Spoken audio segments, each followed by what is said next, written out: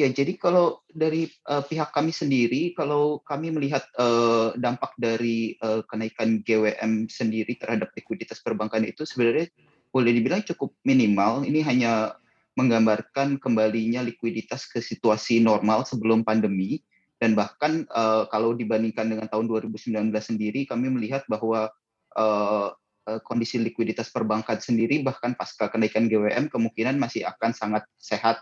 Jadi kalau dari perhitungan kami sendiri itu, kemungkinan besar, likuiditas yang diserap, itu sekitar 180 triliun, tidak sampai 200 triliun dan, boleh dibilang di situ juga ada satu faktor yang, masih belum bisa, kami hitung yaitu, kelonggaran GWM untuk, bank-bank yang, menyalurkan sekitar 20% kreditnya, ke sektor, MSMI dan ini juga tentu saja berdampak pada ketersediaan likuiditas untuk, penyaluran kredit ke sektor MSMI. Jadi kalau dari pihak kami sendiri, kami melihat bahwa, sebenarnya mungkin, hal ini cukup prudent dilakukan oleh Bank Indonesia, di saat ini.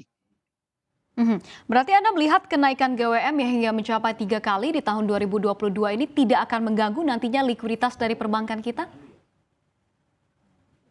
Kalau dibilang, mengganggu, tentu saja akan berdampak, tetapi memang, kalau dilihat dari posisi LDR kita yang masih di, 78%, sementara di tahun 2019 itu di 94%, maka bisa dilihat bahwa, kenaikan GWM sendiri itu masih jauh,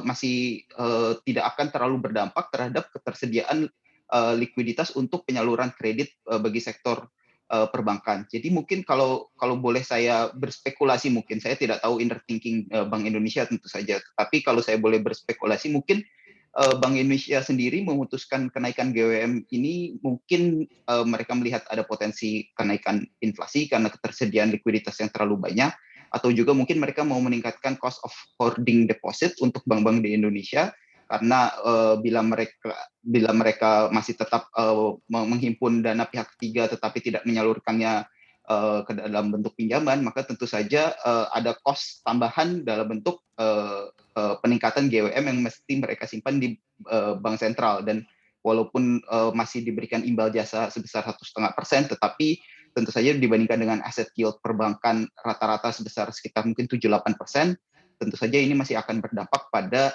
net interest margin perbankan. Jadi memang ya kalau dari pihak kami melihatnya ini sebenarnya cukup cukup baik langkah yang diambil oleh Mhm. Bank Indonesia.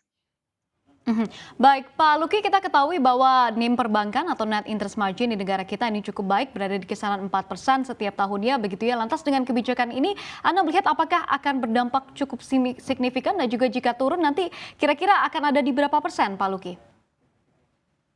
Baik, jadi kalau kita, hanya ambil hitung rata-rata ya back of the envelope seperti itu, mungkin kalau kita lihat kenaikan, GWM sebesar 3%, yang harus disimpan dengan imbal jasa 1,5%, sementara tadi sudah saya sampaikan bahwa, rata-rata asset yield perbankan mungkin sekitar 7%, maka, estimasi kami harusnya dampak ke NIM itu, sekitar 15 pips, 15, 16 pips. Jadi tidak terlalu signifikan sebenarnya. Dan mungkin, kalau untuk perbankan sendiri hal ini masih bisa dikompensasi dengan, kenaikan, akselerasi dari penyaluran kredit, sehingga dari sisi profitabilitas pun kemungkinan besar juga tidak akan terlalu berpengaruh. Mhm. Tapi kalau terkait dengan bunga kredit, Pak Luki, apakah ada potensi untuk terjadi kenaikan? Seperti tadi saya sampaikan, mungkin kalau bank, tidak mau rugi ya, boleh, kalau saya bilang seperti itu, mereka mau mengkompensasi penurunan NIM dari kenaikan GWM dengan menaikkan bunga kredit, itu mungkin sekali. Tadi seperti saya sampaikan, kemungkinan dampaknya tidak terlalu besar, paling, rata-rata suku bunga kredit cukup dinaikkan 10-15 pips untuk mengkompensasi ini. Tetapi kalau apakah mungkin dilakukan dan apakah, perbankan akan mengambil langkah tersebut, mungkin boleh saya bilang kalau dari, pembicaraan kami dengan beberapa bank, mungkin hal ini, belum akan dilakukan. Kenapa? Karena yang pertama, pasar, penyaluran kredit sendiri itu sekarang sangat kompetitif, terutama, untuk, nasabah-nasabah yang prime. Jadi memang, kemungkinan besar bank itu akan menahan diri untuk menaikkan suku bunga kredit mereka, karena mereka berkompetisi sangat ketat untuk menyalurkan kredit ke nasabah-nasabah yang berkualitas baik ini. Karena boleh Mhm. dibilang risk aversion sendiri masih cukup tinggi di perbankan. Jadi kalau dampaknya sendiri saya pikir mungkin terhadap suku bunga kredit itu akan sangat minimal. Mhm.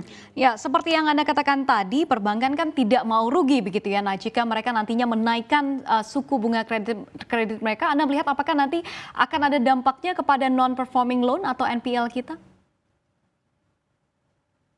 Kalau untuk ke non performing loan sendiri ini banyak sekali moving parts-nya kan sebenarnya, dan saya cukup percaya bahwa tingkat suku bunga yang dikenakan oleh perbankan itu mungkin hanya komponen yang sangat kecil dari pembentukan NPL di perbankan.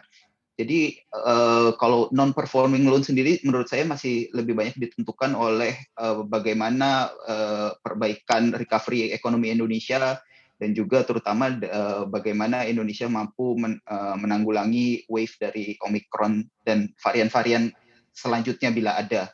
Jadi kalau menurut saya sendiri terhadap non performing loan mungkin tendensi dari kami adalah kami melihat bahwa kemungkinan besar kualitas aset perbankan untuk tahun ini masih akan trennya positif, jadi akan membaik. Mhm. Tapi seberapa besar Anda melihat potensi para perbankan akan menaikkan suku bunga kredit mereka? Karena kita juga masih dalam masa pandemi dan juga pastinya pemulihan ekonomi, Pak Luki. Mungkin kalau boleh dibilang, untuk suku bunga kredit korporasi itu, terutama yang tadi saya sebutkan nasabah prime itu kemungkinan besar itu potensinya sangat kecil. Mungkin yang ada itu adalah nasabah tier 2 itu beberapa yang mungkin mulai agresif mencari pembiayaan, untuk pembiayaan baik modal kerja maupun investasi, kemungkinan besar, eee bisa ada sedikit penyesuaian, terutama apabila mereka mencari pinjaman dalam jumlah yang cukup besar. Karena tadi seperti saya sampaikan, risk aversion sendiri masih cukup tinggi di perbankan. Kalau untuk consumer, kalau saya melihat mungkin potensi kenaikan itu akan sangat tergantung dari apakah bank itu bisa menahan cost of fund mereka itu rendah. Jadi kalau untuk dari cost of fund sendiri, beberapa bank itu sudah mengatakan bahwa mereka tidak akan ikut arus lah untuk menaikkan suku bunga deposito mereka, karena mereka masih memiliki likuiditas yang cukup. Jadi walaupun tingkat suku bunga benchmark itu naik, tetapi mereka kemungkinan besar akan tetap menahannya. Tetapi kalau misalnya mereka benar-benar melakukan itu dan mereka bisa menahan cost of fund mereka tetap rendah, maka tentu saja saya pikir bank itu sekarang masih fokusnya itu adalah re-accelerating loan disbursement. Jadi kemungkinan besar suku bunga kredit di konsumer pun tidak akan naik signifikan, kalaupun ada.